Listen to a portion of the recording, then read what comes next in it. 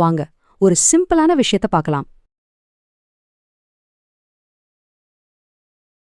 வணக்கம் நண்பர்களே, வாங்க இன்னைக்கு நிஃப்டி 50க்கான ஒரு சூப்பரான ட்ரேடிங் திட்டத்தை பத்தி அலசலாம். இப்போ இருக்கிற மார்க்கெட் கண்டிஷனை நாம ஒரு அழுத்தி வச்ச ஸ்ப்ரிங் மாதிரி பார்க்க போறோம். அது ரிலீஸ் ஆகும்போது அடுத்த பெரிய மூவ் எந்த பக்கம் இருக்கும்னு எப்படி கணிக்கலாம்? ரெடியா? ஆரம்பிக்கலாமாங்க. யோசிச்சு பாருங்களேன், ஒரு சாதாரண ஸ்ப்ரிங்குக்கும் ஸ்டாக் மார்க்கெட்டுக்கும் என்ன சம்பந்தம் இருக்க முடியும்? இந்த கேள்விதான் நம்மளோட முழு அனாலிசிஸ்க்கும் அடித்தளம். இந்த ஒரு உருவகத்தை வச்சுதான் நாம எல்லாத்தையும் புரிஞ்சுக்க போறோம். முதல்ல நாம ஒரு முக்கியமான வார்த்தைய புரிஞ்சுக்கணும். அதுதான் கன்சாலிடேஷன். அப்படின்னா என்னன்னா, மார்க்கெட் மேல போறதா கீழே போறதான்னு தெரியாம ஒரு சின்ன ரேஞ்ச்குள்ளேயே மாட்டிக்கிட்டு திணறிட்டு இருக்கும். சரியா ஒரு ஸ்ப்ரிங் அழுத்தி பிடிச்சா எப்படி இருக்குமோ அந்த மாதிரி எக்கச்சக்க எனர்ஜியை சேமிச்சு வச்சுக்கிட்டு ஒரு பெரிய மூவ்காக காத்துட்டு இருக்குன்னு அர்த்தம். சரி, நம்ம பிளானோட முதல் பகுதிக்குள்ள போலாம். ஆனா இங்க ரொம்ப முக்கியமான விஷயம் என்னன்னா, எப்போ ட்ரேட் பண்ணணுங்கிறத விட எப்போ ட்ரேட் பண்ணவே கூடாதுன்னு தெரிஞ்சுக்கிறது தான். நாம இதை ஒரு கன்னிவடி பகுதி, அதாவது நோ ட்ரேட் ஜோன் அப்படின்னு சொல்லலாம். என் பாட்டி விமலா அடிக்கடி ஒரு விஷயம் சொல்லுவாங்க, பொறுத்தார் பூமி ஆழ்வார்னு. அது ட்ரேடிங்க்கு 100க்கு 100 உண்மைங்க. குறிப்பா நாம இப்ப பேச போற இந்த ஜோன்ல பொறுமையா காத்திருக்கிறது தான் புத்திசாலித்தனம். அப்படியாப்பட்ட அந்த டேஞ்சர் ஜோன் எது? அதுதான் 25,400க்கும் 25,440க்கும் நடுவுல இருக்கிற அந்த 40 பாயிண்ட்ஸ். நீங்க பழைய சார்ட் எடுத்து பார்த்தா தெரியும், இந்த ரெண்டு லெவல்லையும் மார்க்கெட் எவ்ளோ போராடி இருக்குன்னு. அதனாலதான் இது ஒரு முக்கியமான கோடு. சும்மா ஆசைப்பட்டு இந்த கன்னிவிடி பகுதிக்குள்ள போய் ட்ரேட் பண்ணா நம்ம கேபிட்டல் கொஞ்சம் கொஞ்சமா கரைஞ்சு போயிடும். அதனால ரூல் ரொம்ப சிம்பிள். 1, மார்க்கெட் 25,440 உடைச்சு மேல போகணும், இல்லனா 25,400 உடைச்சு கீழே வரணும். அது வரைக்கும் நாம வெறும் பார்வையாளர் தான். இது ரெண்டும் தான் நம்மளோட ட்ரிகர்ஸ். சரி, இப்போ முதல் சினாரியோக்கு வருவோம். ஒருவேளை மார்க்கெட் மேல போனா என்ன பண்றது? நம்ம அழுத்தி வச்ச ஸ்ப்ரிங் விருன்னு மேல எகிரினா நம்ம பிளான் என்ன? பார்க்கலாம் வாங்க. பிரேக் அவுட் அப்படின்னா என்ன? சிம்பிளா சொன்னா, மார்க்கெட் அதுக்கு முன்னாடி இருந்த ஒரு பெரிய தடைய, ஒரு சுவரை இடிச்சு தள்ளிட்டு மேல போறது. இது ஒரு பெரிய அப் ட்ரெண்டுக்கான முதல் சிக்னல். நம்ம ஸ்ப்ரிங் இப்போ ரிலீஸ் ஆயிடுச்சு. ஓகே, இதோ நம்ம புல்லிஷ் பிளான், அதாவது வாங்குறதுக்கான பிளான். மார்க்கெட் 25,440 தாண்டின உடனே நம்ம என்ட்ரி எடுக்கிறோம். அதுக்கப்புறம் பாருங்க, டார்கெட் 1, டார்கெட் 2னு படிப்படியா நம்ம இலக்குகளை வச்சிருக்கோம். Final target 25,687. ஆனா ரொம்ப முக்கியம், நம்ம சேஃப்டிக்காக ஸ்டாப் லாஸ் 25,400ல செட் பண்ணிடுறோம். இந்த நம்பர்ஸை நல்லா நோட் பண்ணிக்கோங்க. அப்ப ஸ்டாப் லாஸ்னா என்ன? ரொம்ப சிம்பிள். நம்ம வண்டிக்கு எப்படி பிரேக் முக்கியமோ அதே மாதிரி நம்ம ட்ரேடுக்கு ஸ்டாப் லாஸும் ஒரு ஆட்டோமேட்டிக் பிரேக் மாதிரி தான். ஒருவேளை நம்ம கணிப்பு தப்பாகி மார்க்கெட் நமக்கு எதிரா போச்சுன்னா இந்த பிரேக் நம்மள பெரிய நஷ்டத்துல இருந்து காப்பாத்தி ட்ரேட க்ளோஸ் பண்ணிடும். சரி, சினாரியோ பார்த்தோம். இப்போ ரெண்டாவது. இது அதுக்கு அப்படியே உல்டா. ஒருவேளை அந்த ஸ்ப்ரிங் கீழே உடைஞ்சா என்ன பண்றது? மார்க்கெட் பிரஷர் கீழ் நோக்கி ரிலீஸ் ஆனா அதையும் பார்ப்போம். பிரேக் டவுன், இது பிரேக் அவுட்டுக்கு ஆப்போசிட். மார்க்கெட் நின்னுட்டு இருந்த சப்போர்ட் லெவல, அதாவது தரைய உடைச்சுக்கிட்டு கீழே விழுறது. இது ஒரு டவுன் ட்ரெண்ட் வரப்போதுங்கிறதுக்கான அறிகுறி. அவ்வளவுதான், தர காலி.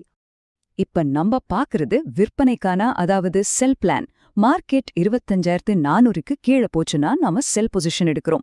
இதுலயும் பாத்தீங்கன்னா படிப்படியா டார்கெட்ஸ் இருக்கு. Final target 25,253. இதுல ரொம்ப கவனிக்க வேண்டியது நம்மளோட ஸ்டாப் லாஸ், அதாவது நம்ம பாதுகாப்பு வலை 25,440ல இருக்கு.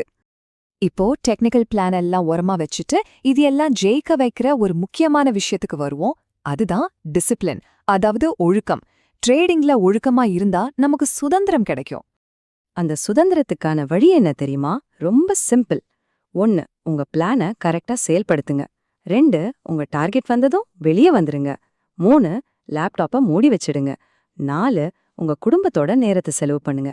பாத்தீங்களா, ஒழுக்கமான ட்ரேடிங் மார்க்கெட்க்கு வெளியே ஒரு நல்ல வாழ்க்கையை நமக்கு கொடுக்கும். மொத்தத்துல நாம புரிஞ்சுக்க வேண்டியது இதுதான். நம்ம கிட்ட ஒரு தெளிவான பிளான் இருந்துச்சுன்னா அங்க எமோஷனுக்கு வேலையே இல்ல. பயமோ பேராசையோ வராது. ஒழுக்கம் தானா வந்துடும். நம்ம வெற்றிங்கிறது நம்ம பிளானை எவ்ளோ கச்சிதமா ஃபாலோ பண்றோங்கிறதுல தான் இருக்கு. சரி, இப்போ பிளான் உங்க கையில இருக்கு. இப்போ உங்ககிட்ட ஒரு கேள்வி. நாளைக்கு மார்க்கெட் என்ன ஆகும்னு நினைக்கிறீங்க? நம்ம ஸ்ப்ரிங் மேல எகிரி ஒரு பிரேக் அவுட் கொடுக்குமா, இல்ல கீழே உடைஞ்சு ஒரு பிரேக் டவுன் ஆகுமா? உங்க கணிப்பு என்னன்னு சொல்லுங்க பாப்போம். எல்லாருக்கும் வணக்கம். பேங்க் நிஃப்டி மாதிரி ரொம்ப வாலட்டைலான ஒரு மார்க்கெட்ல ட்ரேட் பண்ணணும்னா அதுக்கு ஒரு தெளிவான ரொம்பவே ஒழுங்கான திட்டம் தேவை. இன்னைக்கு நாம பிரஷர் குக்கர் ஸ்ட்ராட்டஜின்னு சொல்ற ஒரு குறிப்பிட்ட ட்ரேடிங் திட்டத்தை பத்தி தான் ஆழமா பார்க்க போறோம்.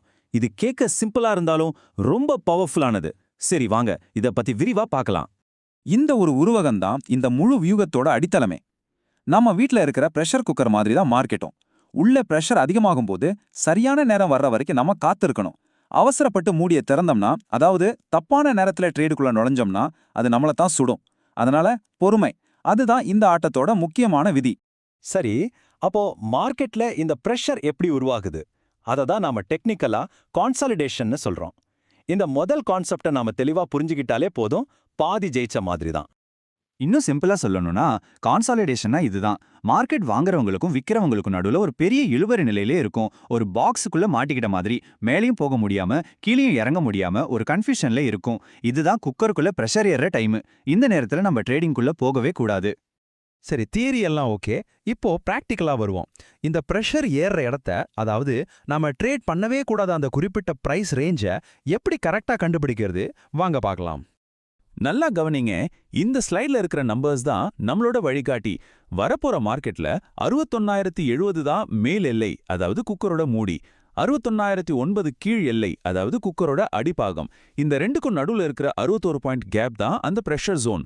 இதுக்குள்ள மார்க்கெட் இருக்கும் வரைக்கும் நாம வெறும் பார்வையாளர்கள் மட்டும்தான். ஏன் இவ்ளோ உறுதியா இதுக்குள்ள ட்ரேட் பண்ண வேணாம்னு சொல்றோம்? ஏன்னா மார்க்கெட் எந்த பக்கமும் போகாம ஒரே இடத்துல சுத்திட்டு இருந்தா பிரீமியம் டீகேன்னு ஒன்று நடக்கும்.